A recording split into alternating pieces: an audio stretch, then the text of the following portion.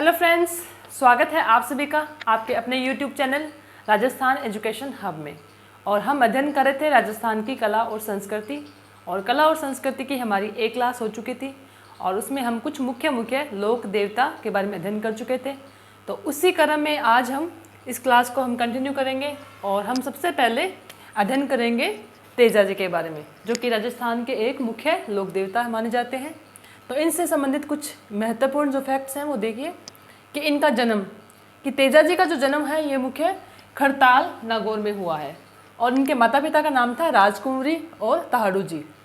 इनकी गोत्र है धोलिया गोत्र के जाट और उन्हें नागवंशी जाट भी कहा जाता है। पत्नी जो थी इनकी, जिनका नाम था पेमल, ये अजमेर के रामचंद्र की पुत्री थी। तो पत्नी का नाम क्या है? पेमल। पेमल इनकी पत्नी का नाम है। माता पिता का नाम है राजकुंवरी ताहड़ू जी और इनका जो जन्म हुआ था ये हुआ था खड़ताल, जो कि है नागौर में। और एक और इम्पॉर्टेंट क्वेश्चन यहाँ पे कि तेजा जी की घोड़ी का नाम क्या है? लीलन, जिसको सिणगारी भी कहते हैं। तो इस तरह से क्या होता है कि जो राजस्थान के लोक देवता हैं, इनके जो घोड़ियों के जो नाम है ये आपको मिलान में भी मिलते हैं कि तेजा जी की घोड़ी का नाम क्या था, गोगा जी की घोड़ी का नाम क्या था। तो इस तरह से इम्पोर्टेंट क्वेश्चन बनता है ये, तो थोड़ा ध्यान में रखिएगा। इनके जो पुजारी होते हैं वो कहलाते हैं गुड़ला। लाछा गुजरी की गायों को मेर के मीणाओं से मुक्त करवाया था इन्होंने, कि लाछा गुजरी की गायों को मेर के मीणाओं ने मुक्त करवाया था, ये भी इम्पोर्टेंट फैक्ट है। इसके अलावा तेजा जी को अजमेर के ब्यावर के पास स्थित गांव सेंदरिया में सर्प ने डसा था। कि कहाँ पे? तो ये है अजमेर के ब्यावर के पास स्थित गांव का नाम क्या है? सेंदरिया, जहाँ पे इनको सर्प ने डसा था और जहाँ पे इनकी मृत्यु हुई थी किशनगढ़ अजमेर में। इसके अलावा एक और इम्पोर्टेंट जो क्वेश्चन यहाँ पे आता है वो है कि परबतसर में भाद्र शुक्ल दशमी को पशु मेले का आयोजन होता है। कि इनसे संबंधित जो मेला है जो कि परबतसर में लगता है, ये कब लगता है? तो ये लगता है भाद्र शुक्ल दशमी को, जो कि एक पशु मेला है। इसके अलावा इनके थान पर सर्प व कुत्ते काटे प्राणी का इलाज किया जाता है। उपनाम भी कई बार पूछ लिए जाते हैं इनके, तो सांपों का देवता, धोलिया वीर, गायों के मुक्तिदाता। क्यों कहते हैं गायों के मुक्तिदाता? क्योंकि इन्होंने लाछा गुजरी की गायों को मेर के मीणाओं से मुक्त करवाया, तो इसलिए इनको गायों के देवता भी कहते हैं, गायों के मुक्तिदाता। कृषि कारकों का उपकारक, काला और बाला का देवता। एक ये ध्यान रखिएगा, काला और बाला कौन है? तो काला और बाला संबंधित है तेजा जी से। और तेजा जी की बहन जो है उनका नाम क्या है? तो उनका नाम है डूंगरी माता। इनका भी खड़ताल में ही पूजा की जाती है। और तेजा जी से संबंधित कुछ और भी अन्य तीर्थ स्थल है, जैसे बासी दुगारी, ये बूंदी में है। और किसान हल चलाने से पूर्व किसका स्मरण करते हैं? तो कि तेजा जी का। तो एक बार फिर से देखेंगे हम तेजा जी के बारे में कि जन्म हुआ था इनका खड़ताल नागौर में। माता पिता का नाम है राजकुंवरी ताहड़ू जी। गोत्र भी कई बार पूछ लेते हैं, तो धोलिया गोत्र के जाट और नागवंशीय भी जाट कहते हैं इनको। पत्नी जो है इनकी, उनका नाम है पेमल और ये अजमेर के रामचंद्र की पुत्री थी। घोड़ी का नाम है लीलन, जिसको सिणगारी और सिणगारी लीलन ऐसा गाना भी है हमारे राजस्थान में एक बहुत ही फेमस। पुजारी कहलाते हैं इनके गुड़ला। लाछा गुजरी की गायों को किससे छुड़ाया था? मेर के मीणाओं से छुड़वाया था। तेजा जी को अजमेर के ब्यावर के पास में स्थित गांव कौन सा था? तो सेंदरिया, जहाँ पे सर्प ने डसा, जिससे इनकी मृत्यु हो गई किशनगढ़ अजमेर में। मेला कब बढ़ता है इनका? तो भाद्र शुक्ल दशमी को मेला बढ़ता है। किस तरह का मेला है ये? तो ये एक पशु मेला है। और इनके थान पर सांप और कुत्ते के काटे प्राणी का इलाज किया जाता है। उपनाम भी पूछ लेते हैं, तो सांपों के देवता, धोलिया वीर, गायों के मुक्तिदाता, कृषि कारकों के उपकारक। और एक सबसे फेमस जो है वो है काला और बाला, ये इंपॉर्टेंट है। और तेजा जी की बहन का नाम क्या था? तो डूंगरी माता। इनकी पूजा कहाँ की जाती है? तो खड़ताल में। अन्य तीर्थ स्थल भी हमने देखे, बासी दुगारी जो कि बूंदी में है। और किसान हल चलाने से पूर्व किसका स्मरण करते हैं? तो तेजा जी से। तो इस तरह से हमारे जो नेक्स्ट है वो है देव नारायण जी।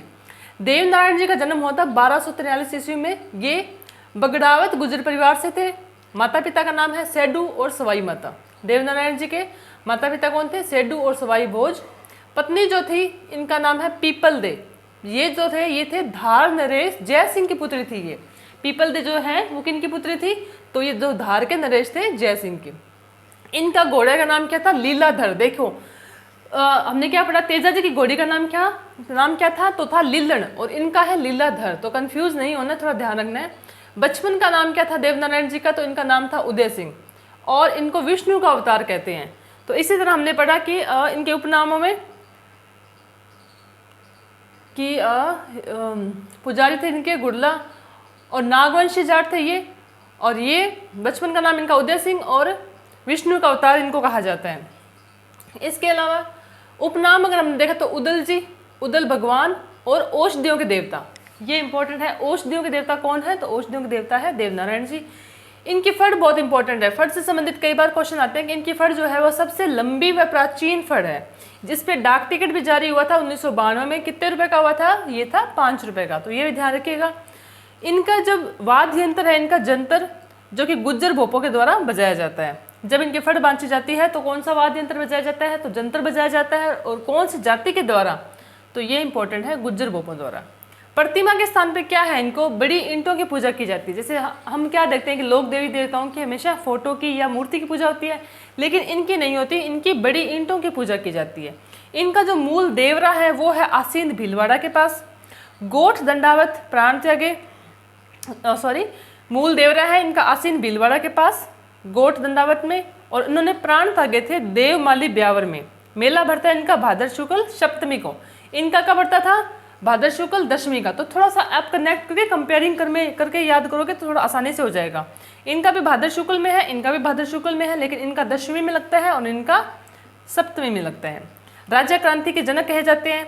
इनके पिता जो थे वो दुर्जन साल से लड़ते हुए वीरगति को प्राप्त हुए थे और अपने पिता की हत्या का इन्होंने बदला लिया था। और देवनारायण जी को नीम के पत्ते चढ़ाए जाते हैं। ये भी ध्यान रखिएगा कि देवनारायण जी को क्या है? नीम के पत्ते चढ़ाए जाते हैं। तो एक बार फिर से देखेंगे। देवनारायण जी जन्म 1243 बगड़ावत गुज्जर परिवार से थे। माता पिता थे इनके सेडू और सवाई भोज। पत्नी का नाम क्या था? People they. उनकी पत्नी का नाम क्या था? पेमल दे। तो थोड़ा सा ध्यान रखेंगे हम। घोड़े का नाम भी थोड़ा सेम सा ही है, लीलाधर। ये है विष्णु के अवतार। बचपन का नाम इनका उदय सिंह, उपनाम। अब देखो ऊ से ही आ रहे हैं। इनका बचपन का नाम उदय सिंह था ना, तो उदल जी, उदल भगवान और औषधियों के देवता भी कहे जाते थे। फड़ इंपॉर्टेंट है इनकी। तो इनकी फड़ जो थी सबसे लंबी व प्राचीन है। डाक टिकट जारी किया गया था 5 रुपए का 1992 में। वाद्य यंत्र जंतर बजाया जाता है गुज्जर भोपों के द्वारा।